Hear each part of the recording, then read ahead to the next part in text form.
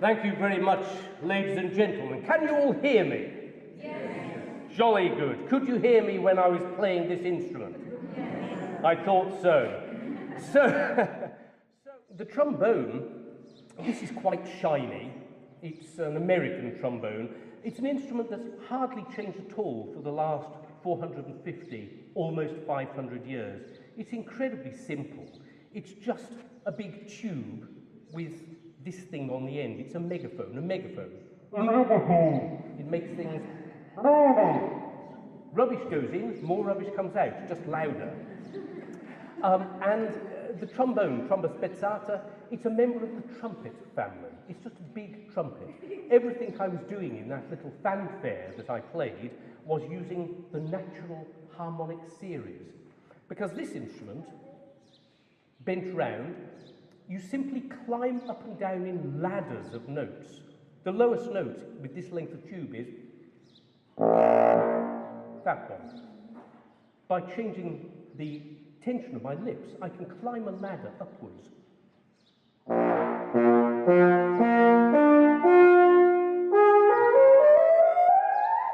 So it just goes up and up and up. How high you can go is an athletic pursuit. Every year, somebody is going higher, playing faster. That's the way it is with these things. But basically, it's a ladder. And if you imagine looking at a ladder going into the sky, the rungs would seem to get closer and closer together. And that's exactly what happens with what we musicians, we call the harmonic series. Every note you listen to, this one, for instance, is made up of a whole rainbow of notes. You hear all of them, but your brain focuses on one. And that's the principle of all of the brass family of instruments. And human beings obviously discovered this a long, long time ago. Everything I'm doing here is just that. Just blowing raspberries.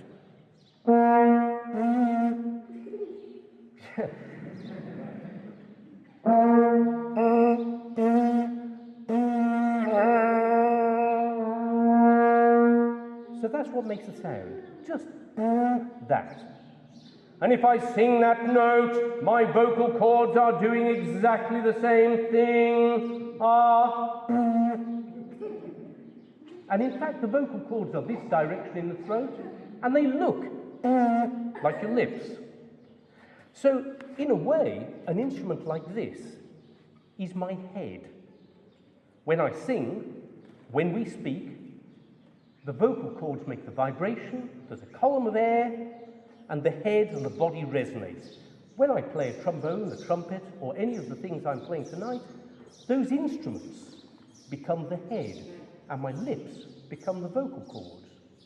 And really, everything you do with a trombone is simply a matter of changing of your lips and moving a length of slide, because this is just a broken trumpet. Now it's in one piece, and now it's broken. Tromba spezzata. So this simple mechanism, this telescope, enables me to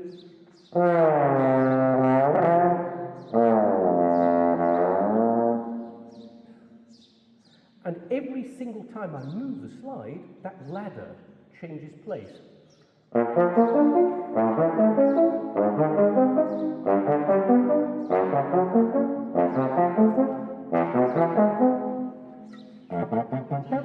There isn't another one. And that's how you play the trombone. Of course, there's a lot more to it than that. I'm jumping between different rungs of the ladder.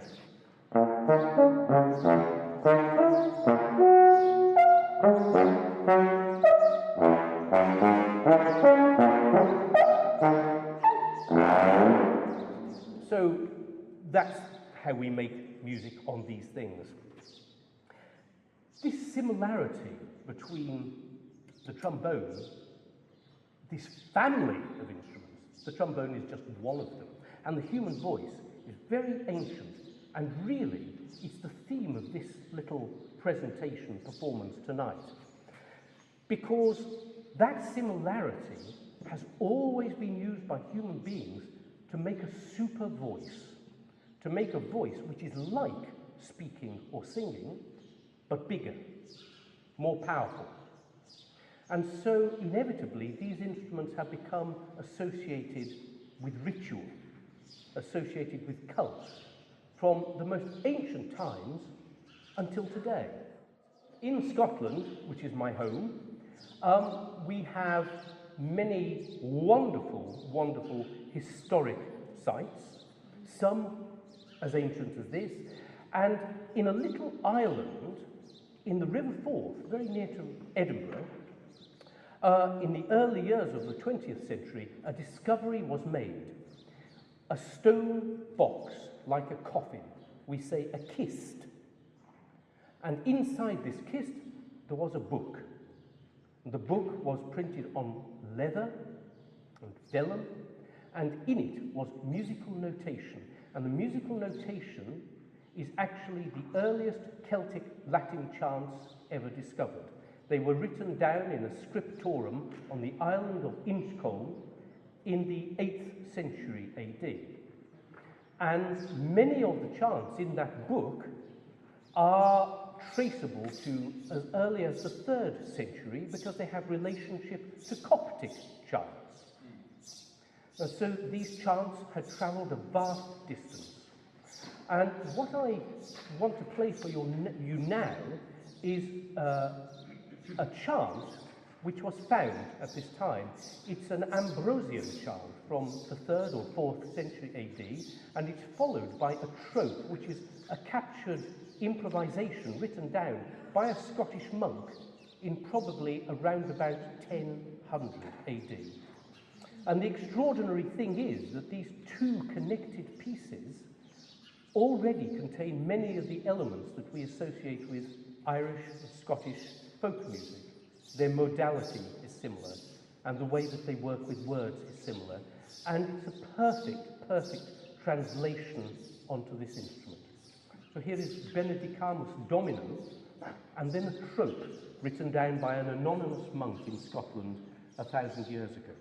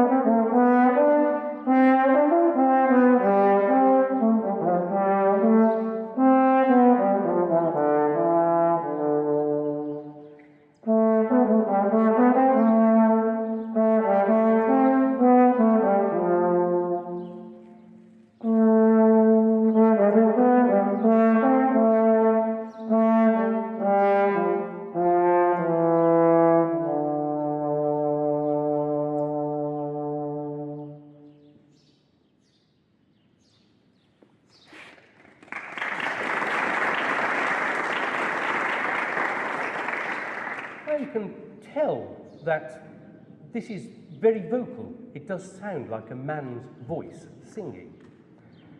When we practice these instruments, and when these instruments first developed in Western culture in the medieval period, they were very much associated with human voice, singing, imitating and supporting the human voice. But it's not only singing that translates into these instruments. Speaking translates into them too. Now, in English we say we have 5 vowel colours, A, E, I, O, and U. Obviously put your hand up if you are a Maltese speaker. How many Maltese? That's fantastic. Now, obviously, I know that the roots of Maltese are not Indo-European in the same way. It's a Semitic language. How many vowels do you have in Maltese? 6. Could you all say them for me? A, E, O, U, A, I, E, O, U, Ye. Ye. So it's almost a diphthong, yeah? Ye. So, that's very interesting. When I play the trombone, as if I'm playing Western music, everything I'm doing, you think, that was ah. I just used ah.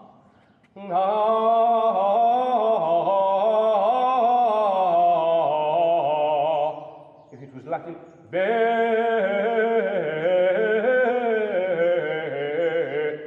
a, o. That's the vowel colour we think of as beautiful. If a little boy or girl starts to play this instrument I'm teaching them, normally, at the start, it's a bit like this.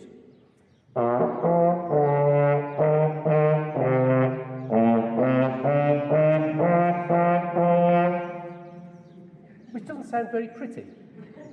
And so, of course, in their heads, the little person, or the big person, is going, And so as teachers, we spend a lot of time saying, no, little Johnny, not ah. You should try again. They go, they say, ah.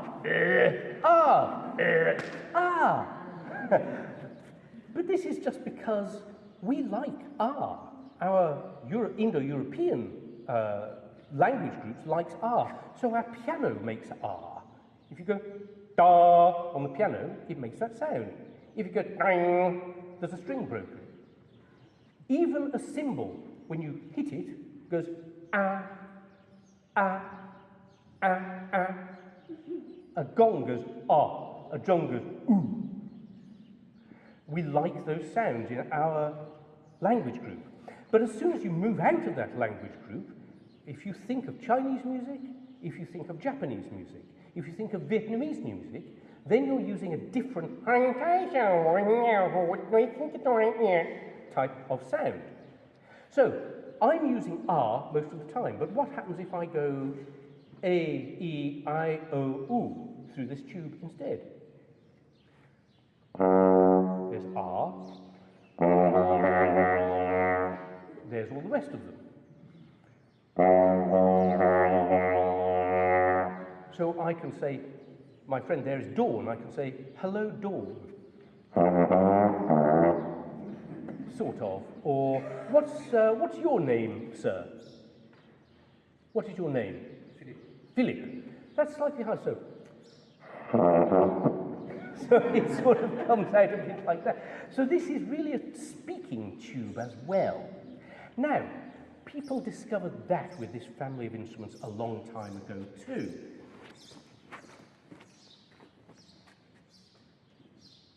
Ruben also told you that I'm going to play this. And actually I'm going to come down to you. This beautiful shell is a queen conch.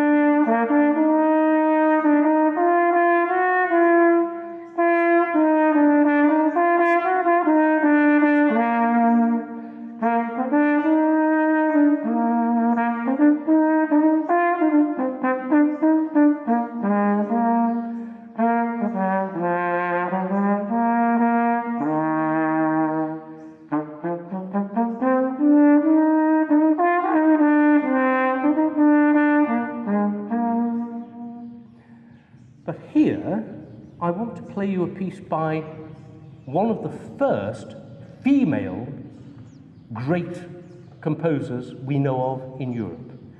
We know of very few female composers until the 19th century.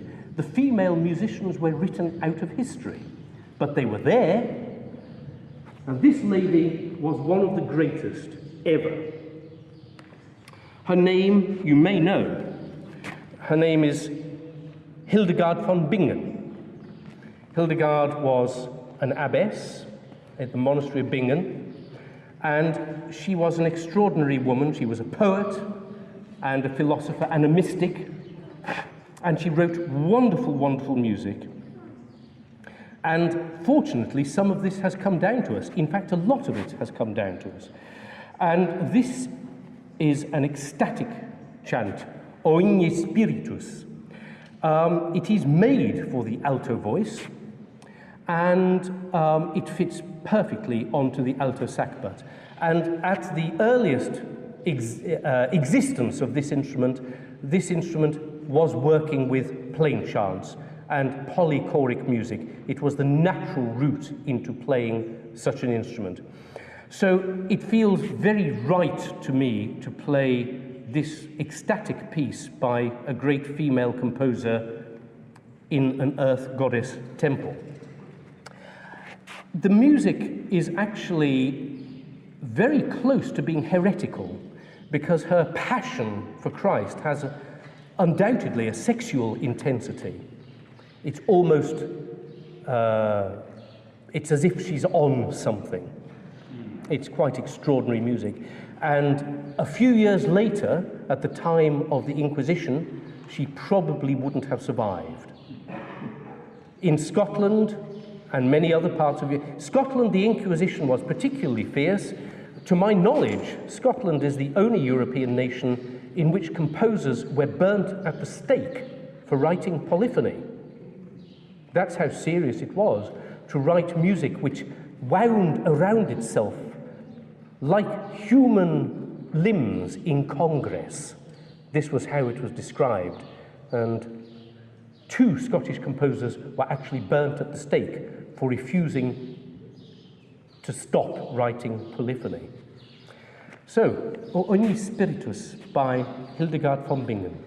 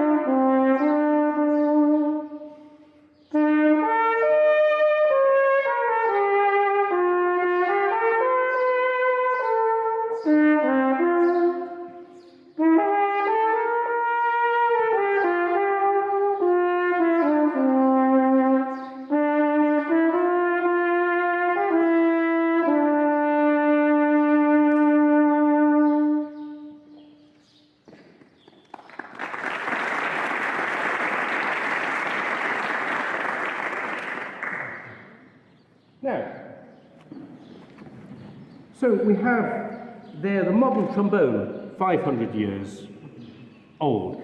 The sackbut is an example of something from that period, the real thing. The conch shell, maybe 30,000, 40,000, 50,000 years we've been using them. This instrument, which I will bring down to you again, this is a carnyx.